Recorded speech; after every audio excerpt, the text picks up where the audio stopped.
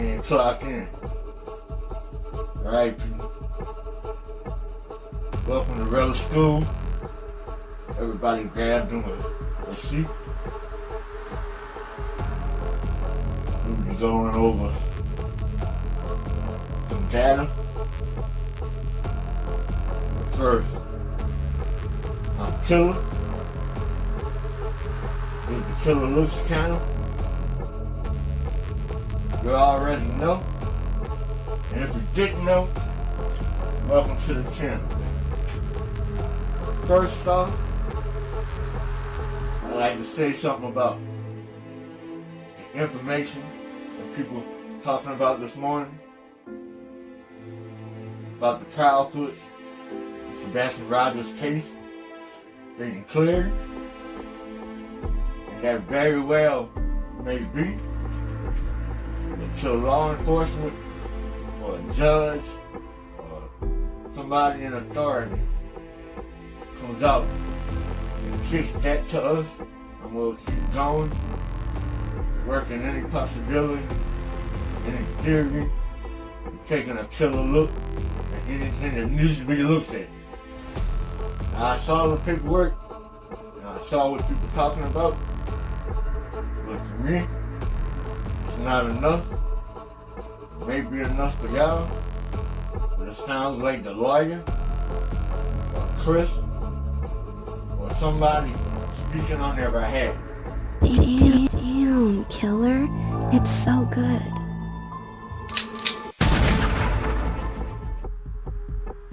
So, we're gonna keep it there. And I'm gonna spin on y'all. I'm gonna talk to y'all about maybe what could have happened. Not saying it is what happened. We don't know. Until we know, everybody remains motherfucking suspect. They not the ones who missing. I get some of y'all, and I do too, feel for anybody who's innocent and going through some pain. But let's take a look. Maybe in a relationship that Chris and Seth had. Maybe it's just Katie really going through. Maybe Katie never wanted Sebastian to go anywhere. But the other two, maybe their wants was different. Let's start sliding. Well, rellikskool.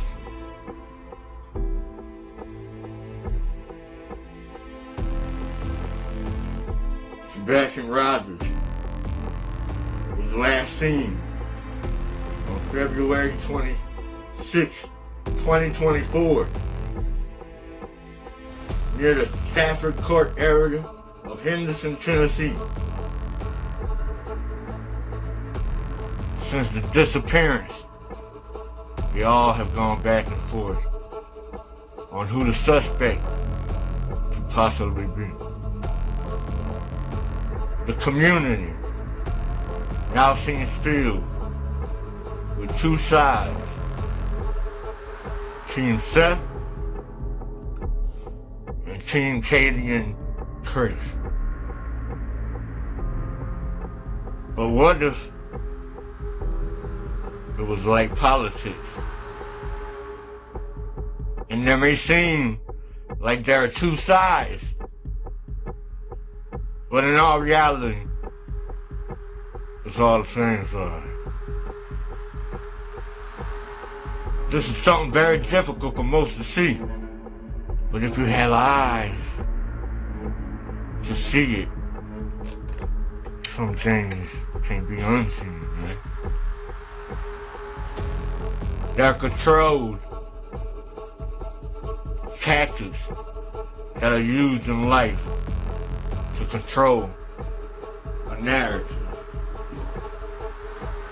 And the narrative of choice are choice is a very old trick. The killer gives an example. You ask your child what they want for breakfast, and they're going to say what they want. I want ice cream. I want candy. Personally, I want pizza. But if you set the narrative and instead ask, what would you like for breakfast? Eggs or pancakes? The child will choose one of the two confidently, as they think they are still in control and making their own decisions and choices. When in all reality, you choose what they want. You control the narrative.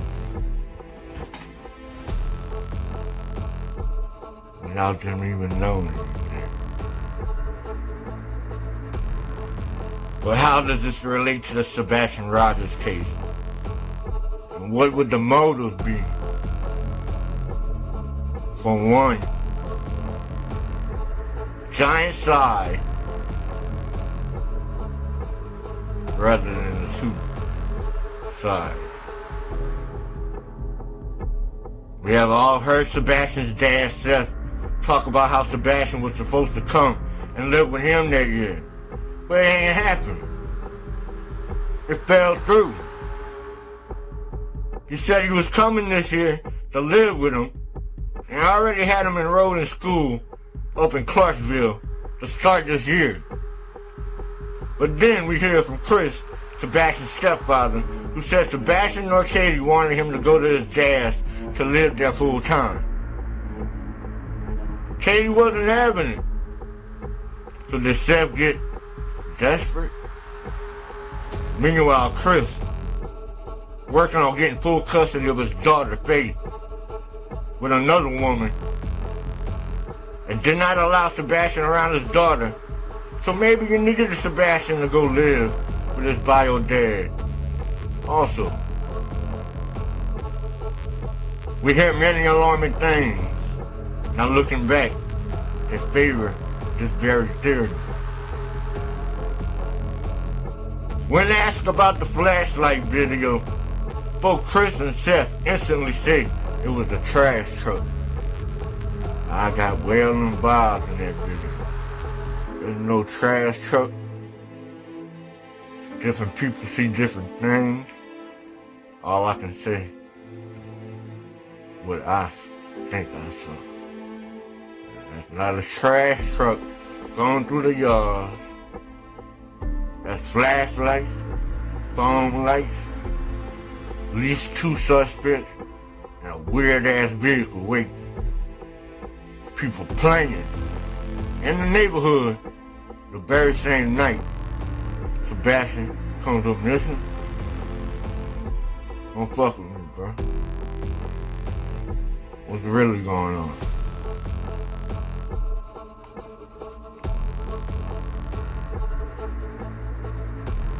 No mistake about it. It is clearly not a trash truck. And the footage is on file in the Sebastian Rogers case, they said. But what if it was manipulated? What if what they had was fucked with beforehand? Seth, you was married to Katie. How well do you know her job? Did you have one of them zippers on the down low that you just always kept? She didn't know. Who in the hay is walking around, two people, two flashlights at 3:10 a.m. in that neighborhood, and coincidentally, it is the same time during which Sebastian goes missing, which leads me to... I don't think he would get into a vehicle with somebody unless he knew them. Our next question, was Sebastian's mother, the last person to see him. Where'd you hear that at? She the last one? Was there someone else that came to the house that night? Or is there some other story? It's amazing to me that there's people who think that he has something to do with it. It's just amazing. What are your thoughts about Sebastian's mom? Do you believe she's the last person to see Sebastian before he disappeared? I'd say yes. I mean, he was in her house. She's the one that put him to bed. She'd be the last person to have seen him. His room is on the first floor, right? So his window is accessible from the outside? Where'd you hear that at? It would be, I believe, but I know law enforcement went around the house and stated that none of the windows or screens had been tampered with. It's amazing to me that there's people who think that he has something to do with it. It's just amazing. Y'all just reminded me of my question. Oh my yay! goodness. This is a big one. This is a big one, Tony. Please clear this one up. I'm sure you can. Seth went missing on the cameras at work from 3 a.m. till 6 a.m. the night Sebastian went missing. Where'd you hear that Say at? that. No, that's baloney. He didn't disappear from work. He was at work the whole time. This is what Terry Lynn told J is for Justice. I just want to run this by you. I have a 2-hour absence where he's not on camera. If you get the chance, just holler at me. I will always have your back because I know the truth. Plus, I respect the fuck out of you. I will not be defending Seth Rogers any longer. I can't and won't because I don't believe any of them. If I spill, I believe everyone will know why they're not cleared. Love you, Jay, and I do respect the fuck out of you. Holler at me if you want, and I'll tell you. It makes sense now. So I'm not taking the bait. I'm thinking, damn, I'm being baited. She wants me to put out there that Seth hasn't been on the camera between 3 and 5. Oh, yeah, the love bombing is real. The love bombing is real. And Sleuth investigates. She knows that I've been through the fucking ringer with love bombs and shit and weird shit happening, right? So then we go down here to June 12th. This is Tuesday, June 11th. She texts me at 11:11 p.m. I got your back if this fuck comes for you. I will also give you info on why they haven't cleared Seth. And I was like, whoa, what the fuck? So I didn't put this out there, right? So I ignore her. I'm not taking the bait. Wednesday, June 12th. Jaybird. Jaybird? I don't know you like that. What'd you call me Jaybird for? Jaybird, is there a way to enhance your footage? She's talking about the flashlight video, the ruckus video. Can you see if that could be Seth walking with Sebastian? Bing bang. She said it. I didn't.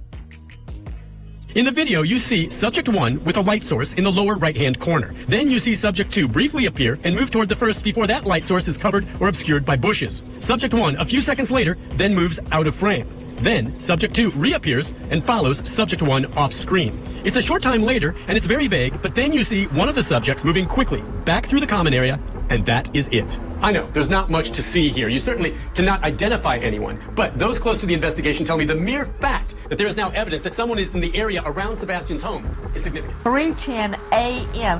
Who in the hay is walking around, 2 people, 2 flashlights at 3:10 a.m. So I respond, I say, no, it's too dark. It's just the 2 lights. She says, damn, we gotta talk. That could maybe be 2 men. From 3 to 5, there's lost hours. The next day, that was at June 12th at 11:24. So then the next day on June 13th at 4:47, Jay, when I say 3 to 5, that's Seth missing. Like, not being on camera from 3 to 5 a.m. at work. Then she says, what I said on my live yesterday, I meant, I will god dang stand beside you and dare a bitch. I also believe if you look at the light video, I see the ponytail, period.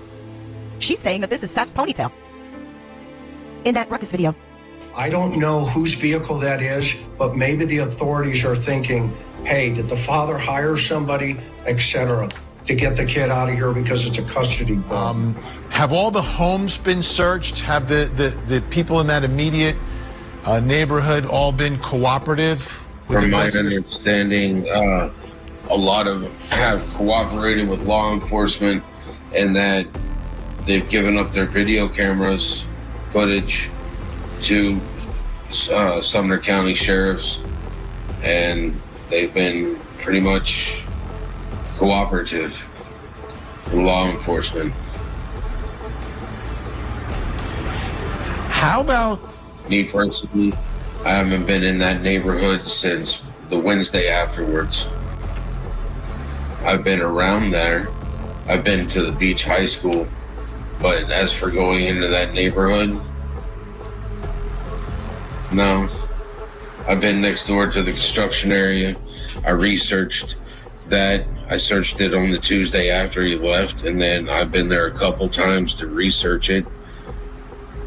I've been to Beach High School. Been over to the fire station when they had the EMA mobile command center there. Do you think it's possible that he would, because you know your son, that he would leave in the middle of the night, potentially barefoot, maybe with a flashlight? It doesn't seem like my son at all. He would never leave my house in the middle of the night barefoot, and if he did, he wouldn't. He wouldn't. You know, we've left in the middle of the night. There's been times that we've gone fishing in the middle of the night. You know, we plan that sort of stuff. But him walking out the door in the middle of the night, no. It's not something he would do. It's something he's never done on me. Is there any chance, and I know there were rules in place, but is there any chance that he could have been lured by someone either from school or somewhere else to, like, hey, you know, we're doing something at night, or we're going somewhere, or we're gonna meet up? Is that, you think that's in the realm of possibilities? I find that highly unlikely, because my son doesn't really have a concept of days or how to, or time in order to plan something like that. What do you mean? Could you explain that? Well, trying to get him to wear a watch is already hard enough. You know, I've had him set timers on his phone so that he remembers that, hey, it's 7 o'clock at night, I need to take my medicine. I mean, he doesn't really have a concept of time, except for, you know, he's got to, when he gets woken up in the morning at his mom's, normally around 6 o'clock, he's got an hour to get up, get ready, eat his food, and be out there to catch the bus between 7:10 and 7:20. Then he goes to school. He gets out of school at 3 o'clock, and I normally call him about 3:30. And like I said, they took my phone. I gave it to him. Day 2. I also gave him shit after, you know, about 8 hours. I'm like, dude, you need to give me my phone back. You have no idea.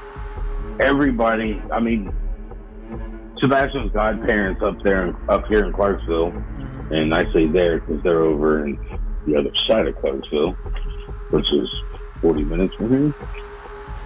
They actually called Montgomery County Sheriff to do a welfare check on me, because when they said, give us your phones, and they were like, we'll have them for like an hour. They had mine for 12. Damn, they had yours for a while. That's crazy. And that was day 2, I thought you said, right? Remember they said they took I think it was day 2. Yeah, because they didn't take it day 1, because day 1 they actually came to my house. They followed me all the way back here. I took the route that I would take after I picked him up, so that they would know what route I took when I normally pick Sebastian up, so that we could search that route. They came here and they took the electronics out. They took the PlayStation 3 out of his room. They took my PlayStation 4. They took the Switch. They took the compact notebook thing that my mom gave him for Christmas back in 2020. They took all the electronics. The PlayStation, I remember seeing that, or the PI at least talked about taking Sebastian's PlayStation and yours or something like that, I think she said. Yeah. They took my PS4. They took Sebastian. Sebastian has a PS3, the first one that came out, the 20 gig. That was the reverse compatible, so it played the PlayStation 2 games. Yeah, they took that. Now it don't work. They took my PS4. They took his tablet thing that my mom gave him for Christmas, and they took the Switch. And they took his Switch. And they took my other phone. Yeah. Well, they got all that. They got all. They took it all. They said those lights too were not flashlights; that they were floodlights. That's crazy. There are videos out there that that are floating around the internet that I haven't even seen, and I don't even know where to start with some of the stuff, because it's like, is that the same video that I watched? Is that the same? You know, that's why getting the PIs helps alleviate me of having to do that research for me to sit there, because I was searching all day, then coming home, scouring the internet to find out what people like Nick Barris was putting out, so on and so forth, information that I didn't have. Why do I think my son hasn't ran away? Because he's not at my front door knocking on it. There's been that many days that he could have been here. And I've been all over Montgomery County. I've been all over 41. I've been all over 24. I haven't found him. You don't think he ran away? I think if he was to run away, he would have put on his shoes, he would have grabbed his phone, he would have at least called me, whether he could have got to me or not.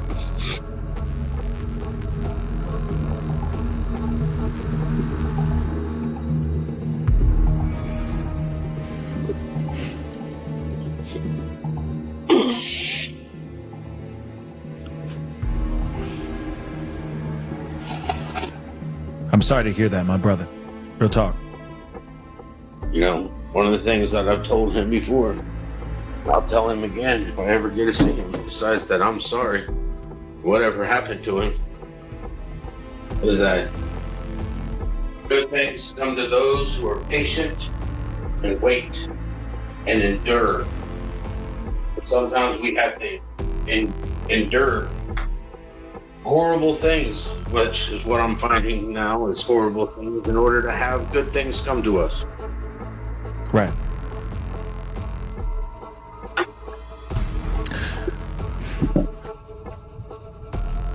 With the recent reward of $50K being introduced by the FBI, it tells us they think Sebastian is alive somewhere. Maybe hidden. Motherfucker. Swan recently also added 25 to the 50K, making the reward now 75. And as Killer's making this video, it's now up to 100 grand. Bringing in the likes of Dog's Bounty Hunter and others. Come look at the data for us and search and help and form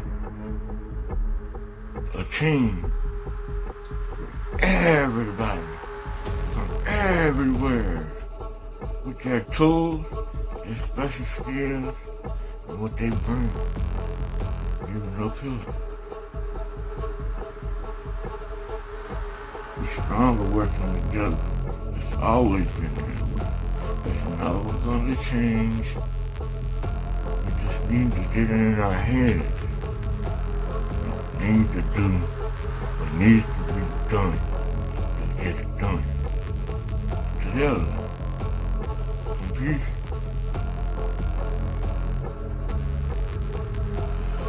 Sebastian recently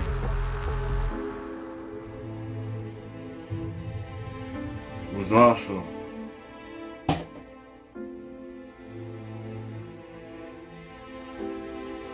in my head.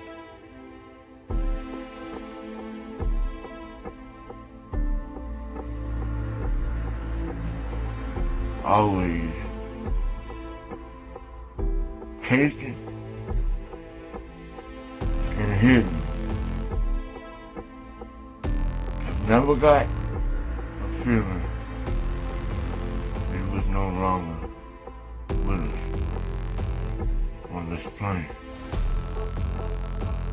So recently, putting that feeling against the feeling I got when trying to help with someone, I have no concrete anything in that case either.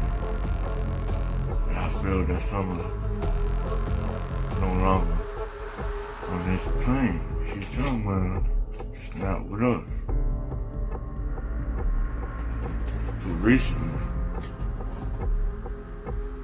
made killer feel some type of way. Katie, Chris, and Seth. If not y'all, then it's somebody y'all come across, or somebody y'all wrong, for whatever reason, they came and took Sebastian.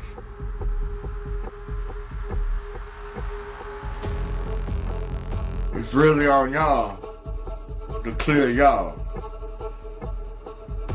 And if y'all in the know of anything,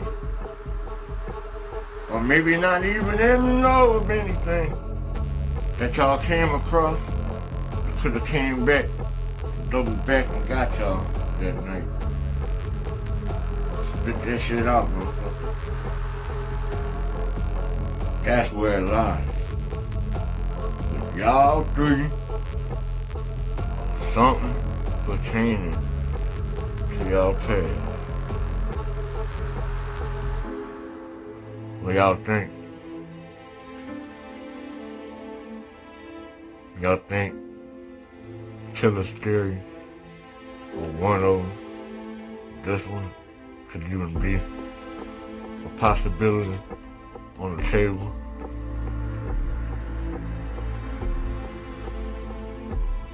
I'd love to know